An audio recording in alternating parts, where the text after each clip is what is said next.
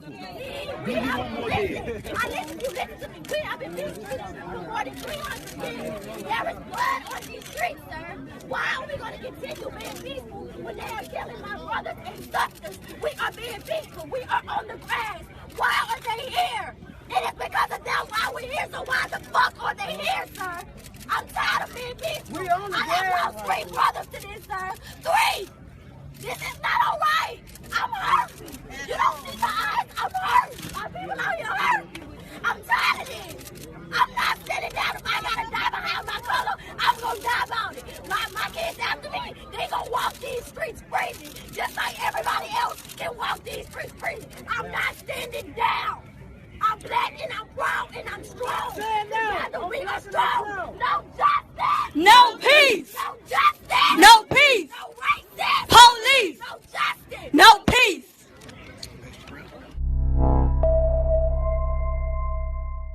Welcome to The Real News. I'm Jessel Noor. Protests escalated in Minneapolis for a second night as demonstrators across the country demanded justice for George Floyd, a black man killed by Minneapolis police on May 25th. Floyd's killing was captured in a chilling video.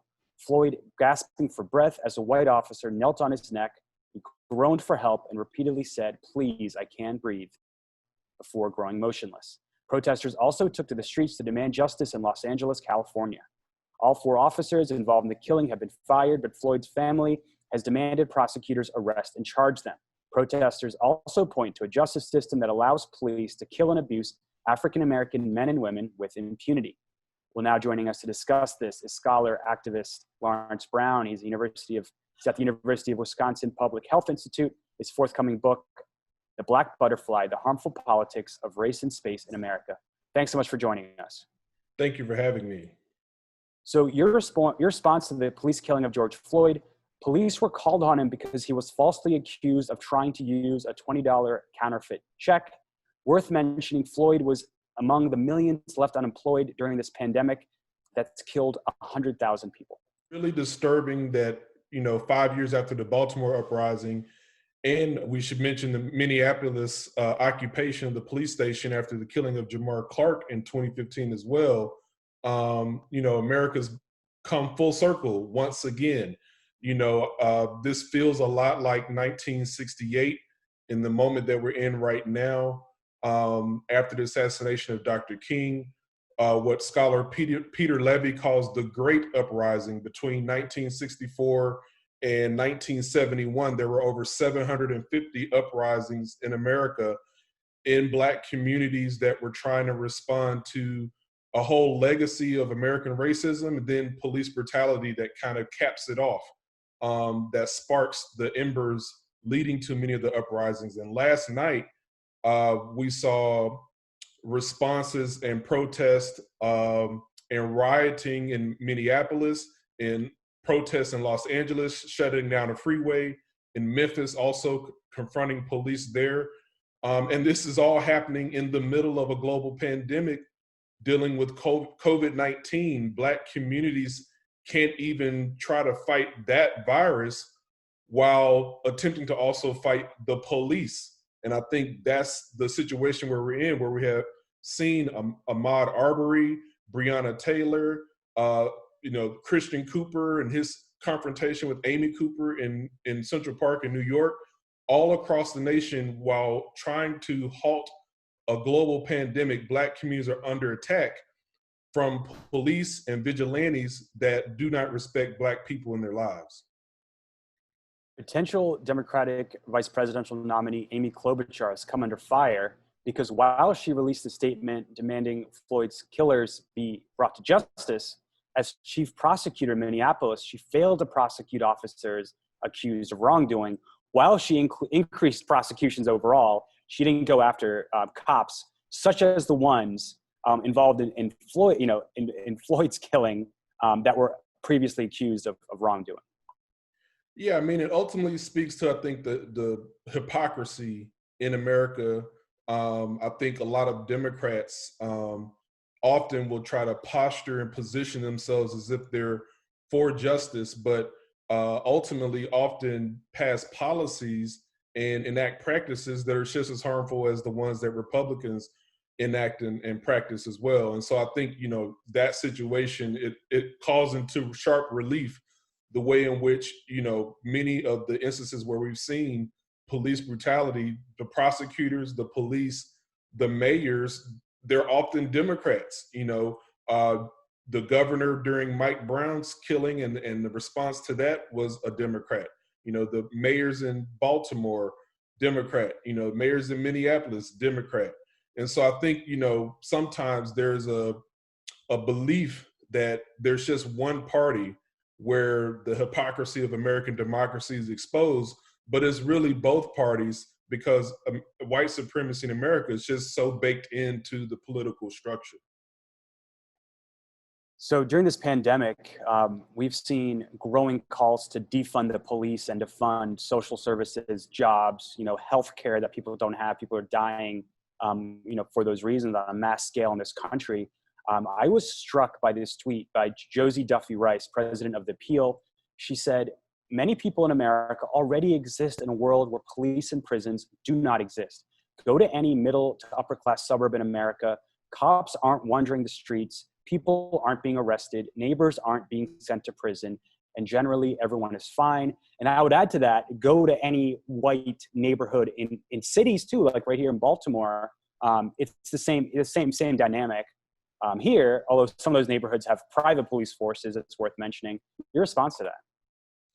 Well, you know, the reality is America is an apartheid state. And urban areas are often areas where apartheid is endemic. Baltimore City created urban apartheid in 1910 when Baltimore Mayor John Barry Mahul passed the first residential racial zoning law in America in December of 1910. So Baltimore, I think, is a perfect example of where you have white communities that are privileged, that don't experience hyper-policing, that have tremendous benefits and capital influx, while you have a black butterfly where black neighborhoods don't matter, where black neighborhoods are hyper-policed in a hyper-segregated city. And so Baltimore apartheid is a part and parcel of American apartheid.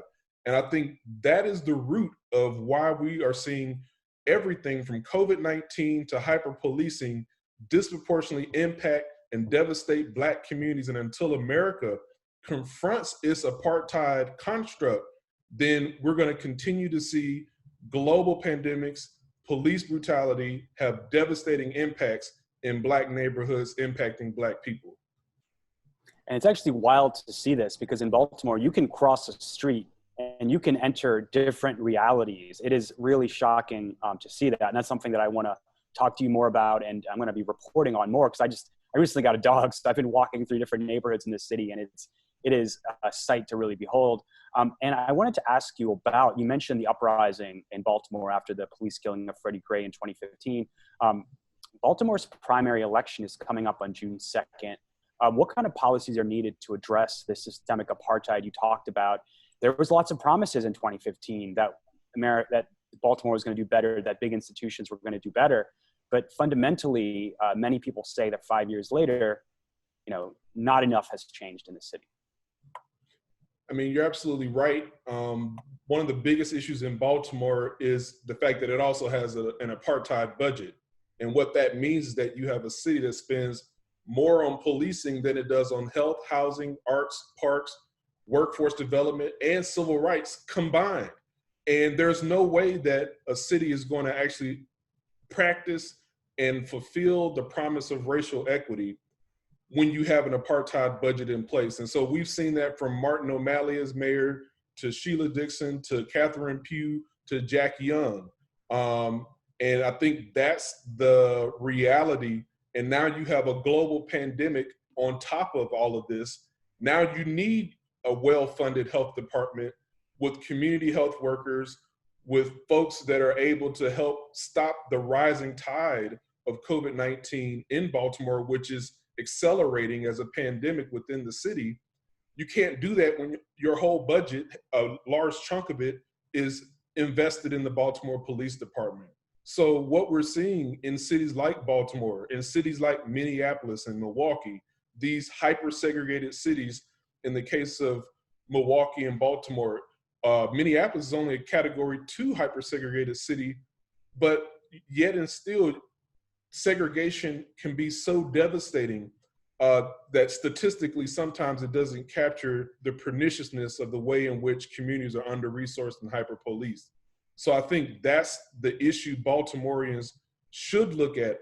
Can Baltimore dismantle its own apartheid to create a city where racial equity is a reality? And Dr. Brown, what you're talking about is really fundamental change. And, in Baltimore specifically, and in many cities, there's growing calls for the public to have meaningful input, to have control of these budgets, because we've had politicians promise to change priorities, but it hasn't happened. Do you think that, that those kind of proposals need to become reality? We're talking about participatory budgeting, where the public gets to actually vote how this money is allocated. Absolutely. In my book, The Black Butterfly, I actually talk about 2 ways in which participatory budgeting can be enacted and allow people to have a voice in the budget.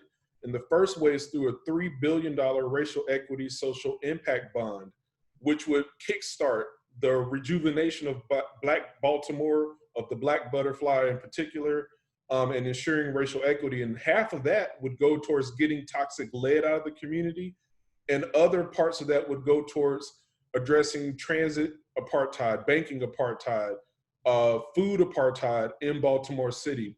And the other piece is also Baltimore neighborhood reparations, where the city would take 10% of its budget, allocate it to the top 20 red line communities, and then in both instances, there should be democratically elected neighborhood councils to help communities decide how they want to spend that money. And that's participatory budgeting, and that will empower people.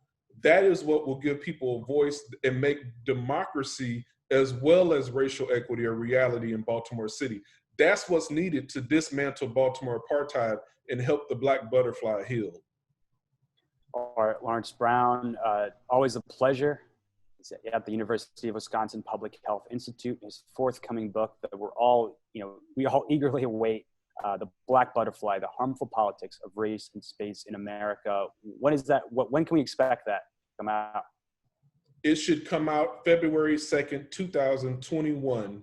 And hopefully I'll be able to be there so that I can help talk with folks about what I research and what I found in the book. All right, Dr. Brown, thank you so much for joining us. Thank you.